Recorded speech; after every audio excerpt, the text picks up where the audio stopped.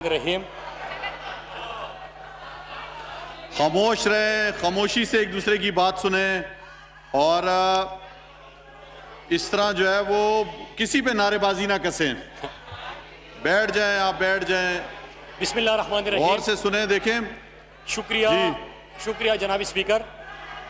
Speaker साहब अभी आपने बहस का आगाज किया और प्राइवेटाइजेशन के ऊपर, तो बात तो होनी चाहिए थी प्राइवेटाइजेशन के ऊपर कि हुकूमत की पॉलिसी क्या है और इनको कौन कौन से। आप बर्दाश्त से काम लें, सारे जो है वो इस ईवान में एक दूसरे की बात सुने। इससे पहले भी जो बोल रहे थे तमाम ने बड़ी खामोशी से और बड़े सब्र और तहम्मुल के साथ बात सुनी है। हर एक को आप मौका दें। अगर ये नारेबाजी रहेगी तो जब आपकी बारी आएगी फिर कोई और आप पे नारेबाजी लगाएगा। ये नहीं करें प्लीज। इस चीज से स्पीकर साहब मैं आपने खामोश रहे, खामोशी के साथ, तहम्मुल के साथ बात सुने। जी मुराद सईद साहब। जी स्पीकर साहब देखिए, डिबेट का आगाज आपने इस हाउस के अंदर जमहूरियत का ये हुसन है और पार्लियामेंट के अंदर बहस अवाम के मफाद के ऊपर और इदारों के ऊपर होनी चाहिए। आज बहस का आगाज हुआ प्राइवेटाइजेशन के ऊपर। हम तवक्को ये कर रहे थे कि अभी हुकूमती पॉलिसीज के ऊपर शायद कोई इतिराज होगा या ये कोई ऐसी तजावीज़ पेश कर देंगे कि जिससे बेहतरी आ सके, लेकिन प्राइवेटाइजेशन के कौन से हुकूमती पॉलिसी है, क्या हुकूमत की प्लानिंग है, कौन से इदारे हैं, इनके दौर में क्या पॉलिसी थी, ये क्या चाहते थे, ये क्या चाहते हैं, ये कैसे चाहते हैं, इसका कोई जिक्र नहीं था। स्पीकर साहब एक सिर्फ रोजवेल्ट के ऊपर बात हुई और मैं फ्लोर ऑफ द हाउस इनको बताऊं कि पहली चीज ये कि आपको किसने कहा कि रोजवेल्ट भेजा जा रहा है। ये तो आपके दौर में जरूर इसके ऊपर बहस होती थी कि उसको भेजा जा रहा है, बल्कि 41 इदारे में अपोजिशन में था, इनकी तरफ से 41 इदारों की लिस्ट फराहम की गई जिनके ऊपर इन्होंने कहा कि इदारे भेज दे। एक एक करके इन्होंने पार्लियामेंट के सामने नाम रखे। मैं अपोजिशन में था तब मैंने कहा था कि हुकूमत ना हुई, ओलेक्स हुआ, हर चीज भेज दे। स्पीकर साहब इस वक्त किसी इदारे की भेजने की बात नहीं हो रही, नंबर 1। नंबर 2, रोजवेल्ट के हवाले से एक फैसला हुआ है। फैसला ये हुआ है कि किस तरह वो खसारे में, किस तरह आप इसको बेहतरी के लिए इसको के रेवेन्यू का सबब बने, इसके लिए क्या होना चाहिए। प्राइवेटाइजेशन के पास गया, पॉलिसी बननी है, शफाफियत से होना है, पार्लियामेंट जिस तरह चाहता है उसी के मुताबिक होगा। किस तरह अपने दावा करके आप चले गए। फिर उसके बाद स्पीकर साहब मैं 4-5 पॉइंट जो उठाए मैं उसकी तरफ आता हूं। नंबर 1 स्पीकर साहब इन्होंने बड़ी जमहूरियत की भी बात की और सियासतदानों की बात की। तमाम यहां पे 342 जो अरकान असम्बली है, इलेक्टेड है, हम पॉलिटिकल वर्कर हैं। स्पीकर साहब हम यहां पे ग्रास रूट लेवल से यहां तक पहुंचे हैं, लेकिन इन्होंने जो शॉर्टकट के हवाले से बात की, स्पीकर साहब मैं जिस सियासतदान को पाकिस्तान में जानता हूं जो शॉर्टकट से आया कि जनरल जिलानी और जनरल जियाउल हक की कोख से उसकी सियासत ने जन्म लिया। पहले क्रिकेट सीखनी थी, जिमखाना गए, अपने साथ अंपायर लेके गए। एक्टर बनाना था, रंगीला के पास भेजा, नाकाम हुआ कि एक्टर भी नहीं बन सकता। जिमखाना चला गया, क्रिकेटर नहीं बन सकता। फिर उसको हवाले कर दिया जनरल जिलानी के और जनरल जियाउल हक के, और वहां से वो वजीर बना, सियासत का आगाज हुआ। स्पीकर साहब फिर यहां पे बात खत्म नहीं हुई, IJI बना और फिर उसके बाद उसको मेन स्ट्रीम पॉलिटिक्स में लाया गया। लेकिन सिर्फ ये पॉलिटिक्स नहीं थी, हमने वो मनाजिर भी देखे, हमने वो फोन कॉल भी सुने कि जस्टिस कयूम को फोन करके क्या कहा जाता है कि किसको अंदर कर दो, किसको फारिग कर दो, किसका क्या करो। तो स्पीकर साहब ये इनकी सियासत थी। बल्कि ये तो छोड़े माजी की बात है, अभी शहबाज शरीफ के हवाले से क्या बात चल रही थी स्पीकर साहब कि मुझे तो किसी ने कहा था कि आपको कोई ओहदा दे देंगे इसलिए शहबाज शरीफ साहब तशरीफ लाए हैं। वो तो हमेशा से शॉर्टकट के इंतजार में होते हैं। स्पीकर साहब ये होते हैं गैर जमहूरी रवैये, ये होते हैं शॉर्टकट से पॉलिटिक्स का आगाज करना, ये होता है अवाम के ऊपर एतमाद ना करना। और अवाम के ऊपर एतमाद ये होती है कि 1996 में पार्टी बनती है, वजारत की और वजारत उज़्मा की अव्वल होती है, कहते कि किसी के कहने पे नहीं, अवाम फैसला करेंगे और मुल्क का वज़ीर आज़म बन जाते हैं। स्पीकर साहब ये है स्ट्रगल, ये है सियासी जदोजहद। स्पीकर साहब, किसी से उंगली से पकड़ के सियासत में लेके आया, वजीर बनाया, फाइनेंस मिनिस्टर, फिर उसके बाद वज़ारत उज़्मा की कुर्सी दे दी, और अभी भी छोटा भाई जो है वो इसी इंतजार में है कि किसी ने मेरे साथ कमिटमेंट की थी। स्पीकर साहब, ये बात दूसरी बात की। तीसरी बात, स्पीकर साहब, जो पॉइंट्स उठाए हैं मैं उससे हटकर बिल्कुल नहीं जाऊंगा। मैं अपने दोस्तों को, अपने पुलिस को ये बावर कराता हूं, लेकिन उसी अंदाज से बात सुने, और जो आपने नारा लगाया था उसका भी मैं आपको जवाब दूंगा। स्पीकर साहब, फिर आते हैं कि इन्होंने बात की मुख्तलिफ माफियाज के ऊपर, चीजों के ऊपर। स्पीकर साहब, क्या बुरा ये इसमें कि अगर कहीं पे पाकिस्तान के अंदर खामियां, कोताहियां, इदारों के अंदर नुकसानात, खसारे, ये तमाम चीजें स्पीकर साहब आपको नजर आती है, और उसके ऊपर आप एक इंक्वायरी कराते हैं। सबसे पहले अपोजिशन शुगर का बड़ा शोर मचाया, शुगर माफिया का अभी भी जिक्र किया, आटे के हवाले से बड़ा शोर मचाया, उसके हवाले से पहले भी बात की थी। स्पीकर साहब, 3 नुकात मैं आपके सामने पेश करता हूं कि जब प्राइम मिनिस्टर इमरान खान ने कहा कि चीनी इनके दौर में 140 रुपए तक चली गई थी, स्पीकर साहब अभी तो 80-85 रुपए के ऊपर बात हो रही थी, और यहां पे इंक्वायरी कराने का हुक्म दिया। क्या 140 रुपए तक जब पहुंची थी आपने इंक्वायरी कराई? नहीं कराई स्पीकर साहब, इसलिए कि आपके भी खुद शुगर मिलते, इमरान खान का कोई शुगर मिल नहीं है स्पीकर साहब। फिर इन्होंने जब इंक्वायरी का हुक्म दिया, स्पीकर साहब मैं वही बात कर रहा हूं कि जो सवाल उठाए गए मैं उससे हटकर नहीं जाऊंगा। स्पीकर साहब, इंक्वायरी का हुक्म हुआ, यही साहब थे, यही लोग थे, इन्होंने क्या कहा कि इंक्वायरी नहीं होगी, इंक्वायरी हो गई। फिर कहते कि रिपोर्ट नहीं आएगी, रिपोर्ट आएगी, आ गई। फिर कहते फॉरेंसिक नहीं होगा, फॉरेंसिक भी हो गया। कहते कि एक्शन नहीं लिया जाएगा, इंक्वायरी शुरू हुई। आजकल कहते कि कीमतें नीचे नहीं आ रही, वो भी आ जाएगी। तो स्पीकर साहब, ये तो हुआ। फिर उसके बाद इन्होंने जो काबीना के अंदर स्पीकर साहब इन्होंने जिक्र किया कि कल जो असासे डिक्लेयर किए गए और शहरियत का जिक्र किया। स्पीकर साहब, पहले तो मैं इस हाउस को बताऊं, मुझसे यहां पे सीनियर पार्लियामेंटेरियन भी है, मुझसे ज्यादा एक्सपीरियंस भी रखते हैं।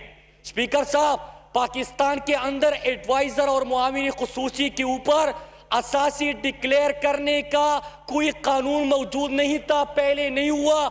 ये इमरान खान का 2011 में जब अपने पार्टी के कोर कमेटी और सेंट्रल एग्जीक्यूटिव कमेटी को कहा कि कौम के सामने अपने असासी रख के, वही इमरान खान का विजन इंप्लीमेंट हुआ कि मुल्क की तारीख में पहली दफा एडवाइजर और मुआविन खुसूसी के असासी डिक्लेयर किए गए। स्पीकर साहब, दूसरी बात इन्होंने बात की कि कोई बाहर से आया हुआ है। स्पीकर साहब, मुझे दुख उनका नहीं है कि कोई बाहर से आया, सबको पता था कि बाहर था, वहां पे नेशनलिटी होल्डर था, और यहां पे पाकिस्तान आके अब काम करना चाहते हैं। दुख सबसे बड़ा मुझे क्या है स्पीकर साहब कि ये बंदा खुद वजीर खारजा, खुद वहां पे पानी और बिजली का वजीर, और इकामा रखा हुआ था, हफ्ते में 5 दिन नौकरी कर रहा था किसी और मुल्क के लिए।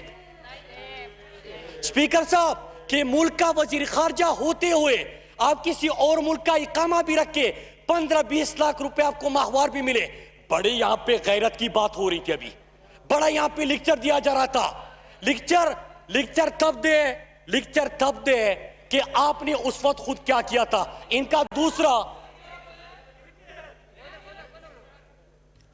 दूसरा जो वजीर था वो भी वहां पे इकामा होल्डर था, बल्कि बाकी तो छोड़े, इनका तो वजीर आजम भी इकामा होल्डर था। स्पीकर साहब, यहां पे अभी बात कर रहे थे तो कि इनको इस चीज का है कि इमरान खान ने तो मुआविन खुसूसी और एडवाइजर के असासे और शहरियत डिक्लेयर कर दी। अब हमारा मुतालबा है कि आपकी तमाम पार्टी उहदेदारान भी नेशनलिटी और असासे डिक्लेयर कर दें। खौफ और दुख इस चीज का है स्पीकर साहब, और इस मुतालबे से स्पीकर साहब हम पीछे नहीं हटेंगे कि जो भी मुल्क के किसी बड़े ओहदे पे फाइज रहा या रह चुका है वो अपने असासे और नेशनलिटी कौम के सामने रखेगा। स्पीकर साहब, उसके बाद एक और बात हुई कलभूषण के हवाले से। स्पीकर साहब, इन्होंने सोशल मीडिया के ऊपर ट्रेंड भी चलाया था। क्या इन्होंने कौम को यह बताया कि उसमें है क्या? इंटरनेशनल कोर्ट में आपका केस लड़ा जा रहा था, उसमें क्या बात हुई है? लेजिस्लेशन के हवाले से क्या कुछ हुआ है? मुल्क की बेहतरी हुई है कि नुकसान हुआ है? इसके ऊपर कोई डिबेट करते, कोई हमें दलील देते, कोई तजवीज देते, लेकिन स्पीकर साहब क्या तजवीज देते कि इंटरनेशनल कोर्ट में जो इंडिया की वकील ने वहां पे वीडियो और स्टेटमेंट पाकिस्तान के खिलाफ इस्तेमाल किया, वो मेरा और आपका नहीं है, नवाज शरीफ का स्टेटमेंट इस्तेमाल किया। स्पीकर साहब यहां पे आके इस तरह बात करना, फिर आती है बात कि प्राइम मिनिस्टर इमरान खान के ऊपर, जो कि पाकिस्तान के आला अदलिया जिसने आपके लीडर को सजा दी, नाअहल करार दिया, उसी सुप्रीम कोर्ट ने इमरान खान को सादिक और अमीन डिक्लेयर कर दिया और उनके ऊपर अभी बात कर रहे थे।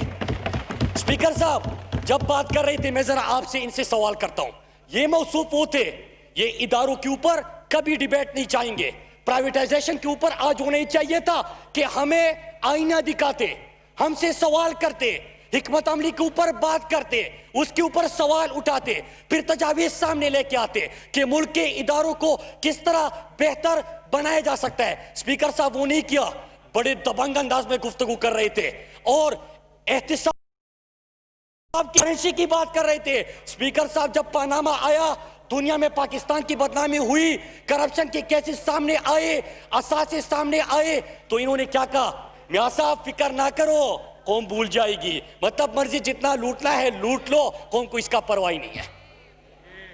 स्पीकर साहब ये यहां पे गुफ्तगू कर रहे थे। मैं फिर से बताऊं कि प्राइवेटाइजेशन के ऊपर डिबेट हो रही थी। स्पीकर साहब 41 इदारे इनके दौर में प्राइवेटाइजेशन लिस्ट पे डाले गए, ये पार्लियामेंट लेके आए, इदारों का हाल ऐसा किया कि मैं ये कहते कि पुरानी बातें भूल जाओ। स्पीकर साहब भूलना नहीं है, क्योंकि हमें स्वीडन की इकॉनमी इनहेरिट नहीं किया हमने, हमें कोई यहां पे आपने इटली का और कनाडा का हेल्थ सिस्टम नहीं दिया। हम बात करेंगे कि कहां से हमने शुरू किया था। शुरू इससे किया था कि इनका जो मुशीर खजाना है वो इतना तगड़ा था, इतना बेहतरीन पाकिस्तान की इकॉनमी को लेके गया कि आखिर में खुद फरार हो गया, मईशत को इतना मजबूत कर गया कि मफरूर इश्तिहारी बन गया। स्पीकर साहब इनका दूसरा आया मिफ्ता इस्माइल। मिफ्ता इस्माइल ने कहा कि जो पाकिस्तान का पीआईए खरीदेगा, पीआईए का बड़ा दुख था इनको कि पीआईए को किस तरह इन्होंने तबाह कर दिया, दुनिया के अंदर जिस एयरलाइन की इज्जत थी उसको इन्होंने रुसवा कर दिया, यहां तक कर दिया। स्पीकर साहब मिफ्ता इस्माइल कहते हैं कि जो पीआईए खरीदेगा स्टील मिल मुफ्त में ले जाए,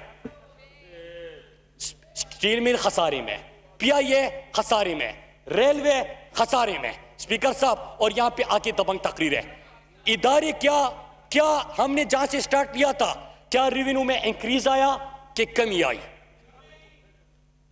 जो रेलवे का रेवेन्यू था उसमें इजाफा आया, जो पीआईए का पिछले 3 महीने में कोरोना से पहले रेवेन्यू था उसमें इजाफा आया।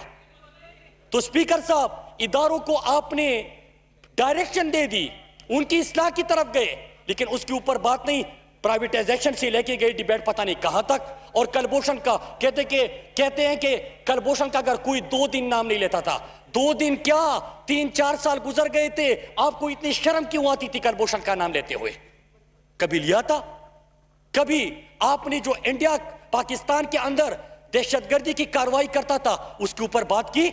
नहीं करते थे। मोदी को कभी नवासे की शादी पे बुलाया, कभी मरी में सदन दल को बुलाया, हमने सवाल उठाया, कहते कि जाती ताल्लुकात है, आपको इससे क्या? मुल्क इस तरह चलते हैं स्पीकर साहब। अगर आपने मुकदमा लड़ना था, कहते हैं कि पाकिस्तानियत की बड़ी बात कर रहे थे, खुद इकामा रखा हुआ है, 15-20 लाख रुपए बाहर से नौकरी तनख्वाह ले रहे हैं, 5 दिन उनकी हाजिरी लगती है, तो भी चौकीदार ऐसे बढ़ती हुई है। अमेरिका जाके पाकिस्तान के बारे में क्या कहते हैं? कहते कि यहां पे इमरान खान के ऊपर फतवे, वहां पे जाके खुद लिबरल बन जाते हैं, कहते कि इमरान खान पक्का मुसलमान है, वहां पे कहते कि हम लिबरल है, इमरान खान का दीन की तरफ झुकाव है। अमेरिका को कहते हैं कि पाकिस्तान के अंदर दहशतगर्दों के ठिकाने हैं। स्पीकर साहब इस तरह मुल्क चलता है। मुझे अच्छा लगता स्पीकर साहब प्राइवेटाइजेशन के ऊपर बात होती, हम भी करते। आखिर में मैं इनके नारों का जवाब देता हूं। स्पीकर साहब 2 दिन से इन्होंने सोशल मीडिया के ऊपर ट्रेंड चलाते, और मुझे पता है पॉलिटिकल पार्टी का 2014-15 में उस वक्त वो इतने सियासी हरीफ नहीं थे मेरे, ये वाली ज़्यादा थे, वो हमारे साथ अपोजिशन में थे। इन्होंने एक इशू मेरे हवाले से उठाया स्पीकर साहब, और मैंने क्या किया कि मैं खुद कोर्ट गया, मैं कोर्ट गया था स्पीकर साहब। इन्होंने बात नहीं की, मैं कोर्ट गया, वहां पे केस जीता, जो खबर चलाई गई थी वो 2014 की खबर फिर से 5 दिन से ये सोशल मीडिया पे चला रहे हैं। मैं आज भी पूरे कौम के सामने उस अंदाज से खड़ा हूं। ये साजिशें हो सकती है, ये आपका तरीक़ा वारदात हो सकता है किसी को खामोश करने का। अल्लाह का लाख लाख शुक्र है कि जब मैं किसी के करप्शन पे निकाब करता हूं स्पीकर साहब, तो मुझे पता है कि कल को मैं नसीब ये भी मुझे ना कहना पड़े कि जनाब ये है वो जराए और आखिर में कुछ ना हो, और ना मुझे ये कहना पड़े कि ये कौन होते हैं मुझसे सवाल करने वाले, क्योंकि मैं सियासी वर्कर हूं, ग्रास रूट लेवल से आया हूं, जवाबदेह हूं और अपने कौम के लिए जवाब दूंगा। 2014 का एक इशू जो इन्होंने उठाया था